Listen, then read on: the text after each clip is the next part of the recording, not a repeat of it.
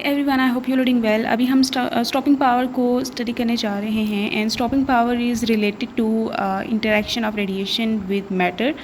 So when we study or consider an interaction of radiations or beams with matter, one of the important parameter to know is the stopping power of the matter medium. ठीक है, stopping power is something that is dependent upon कि किस तरह का medium है. ठीक है, कि अगर आपके पास एयर है एज मीडियम, उसमें से एक बीम, गिवन बीम जो कि बीम ऑफ इलेक्ट्रॉन हो सकती है, इलेक्ट्रोमैग्नेटिक वेव की रेडिएशन की फॉर्म में वो हो सकती हैं. तो ये सारी चीज़ें, तो लेट्स से एक बीम हमने ले लिए, बीम ऑफ इलेक्ट्रॉन्स ले लिए, तो अगर वो एयर से पास कर रही है तो उसकी स्टॉपिंग पावर एयर की डिफरेंट होगी. अगर वो बीम ऑफ इलेक्ट्रॉन पास कर रही है वाटर से, तो वाटर की स्टॉपिंग पावर कि वो कितना अपोज करती है इलेक्ट्रॉन्स की बीम को अपने अंदर से पास करने में, अपने थ्रू पास होने में, तो वो वाटर की जो स्टॉपिंग पावर है वो डिफरेंट होगी. So it is material dependent. Stopping power is medium या फिर मटीरियल मटीरियल डिपेंडेंट. ठीक है, it's highly depending upon medium. When ever a beam travels through a medium, through matter, या इंटरैक्ट्स, आप लिख सकते हैं interacts with matter, it loses energy during the interaction and longer distances it travels through the material,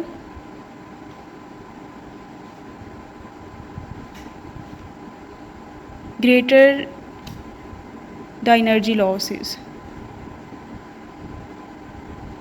यहाँ तक हमने एक common observation को डिस्क्राइब किया, स्टॉपिंग पावर को प्रॉपर वे में डिफ़ाइन नहीं किया. हमने यहाँ पे बोला है कि जब भी हम रेडिएशन का इंटरेक्शन विद मैटर स्टडी करते हैं, one of the important parameter is stopping power, और वो मटेरियल डिपेंडेंट होती है. जैसे हमने यहाँ पे देखा कि मटेरियल कौन सा है, उस हर मटेरियल की ये प्रॉपर्टी होती है कि उसकी स्टॉपिंग एबिलिटी क्या है. लेट्स से लेड की एक्सरेज के लिए स्टॉपिंग पावर डिफरेंट होगी, लेड की बीम ऑफ इलेक्ट्रॉन्स के लिए स्टॉपिंग पावर डिफरेंट होगी. ठीक है, अब मटेरियल डिपेंडेंट है और उसके साथ साथ ये भी डिपेंड करता है कि बीम है कौन सी. ठीक है, ऐसा नहीं है कि अगर वाटर की एक्सरेज के लिए stopping power let's say 2 something है, 2 अगर मैं कोई न्यूमेरिकल वैल्यू दे दूँ, तो एक्सरेज के लिए मे बी वो 3 हो. ठीक है, डिफरेंट हो सकती है डिपेंडिंग अपॉन बीम ऑफ जो बीम है उस पर भी डिपेंड करता है, और उसके अलावा जो मटेरियल है उस पर भी डिपेंड करता है कि ठीक हो गया.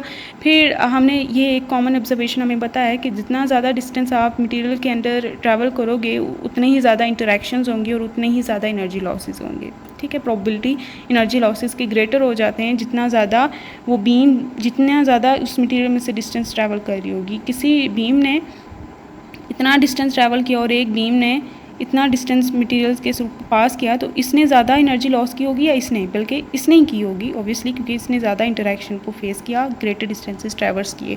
तो ये यहाँ पे हमने बात लिखी है. So we can define stopping power as energy lost per differential length of the material, या फिर आप मीडियम लिख लें.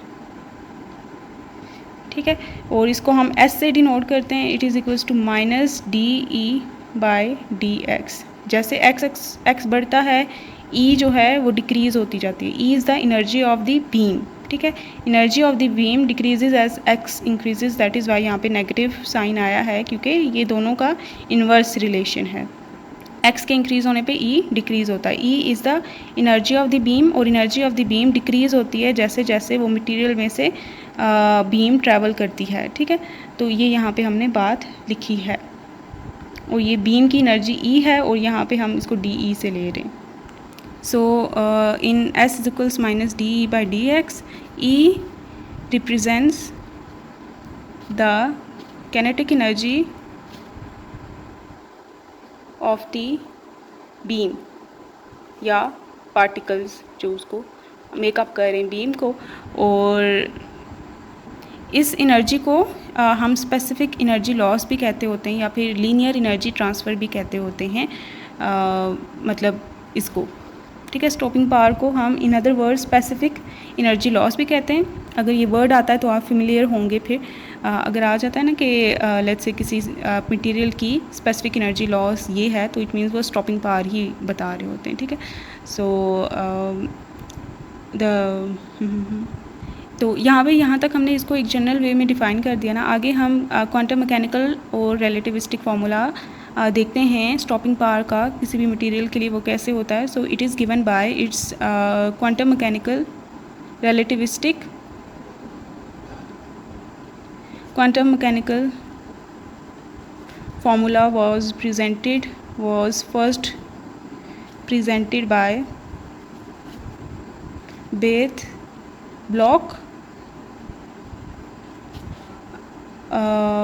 is presented as Bethe block formula. Bethe block formula की फॉर्म में इसे प्रेजेंट किया गया था इन 1930 में, और ये फार्मूला है फॉर हैवी चार्ज पार्टिकल्स के लिए, ये है, ठीक है। ये हैवी चार्ज पार्टिकल्स के लिए, बहुत लाइटर जो पार्टिकल्स होते हैं उनके लिए ये अप्रॉक्सीमेशन ट्रू नहीं है, तो उनके लिए फिर कोई और फार्मूला जो कि मोर एक्यूरेट हो वो यूज़ किया जाता है। तो DE by DX which is stopping power minus DE by DX is equals to 4 pi small z square E की पावर 4 m, और इसकी सब्सक्रिप्ट में E V square capital N B, ये इसका फॉर्मूला है, जिसमें कौन क्या है ये हम बाद में देखते हैं। पहले B क्या है और कैपिटल ये मैं बता दूंगी। B का B फार्मूला है, ये से 1 का नाम देते हैं, और B is given by Z into natural log of 2mv square divided by I minus natural log of 1 minus V square by C square, और यहाँ पे minus V square by C square, तो ये यहाँ पे ब्रैकेट क्लोज्ड। ठीक हो गया, ये फॉर्मूला। अब देखते हैं कि हर चीज़ यहाँ पे क्या रिप्रेजेंट कर रही है। तो सबसे पहले E देखते हैं। E is the charge on electron, ठीक है, हमें पता है 1.6 × 10⁻⁻19।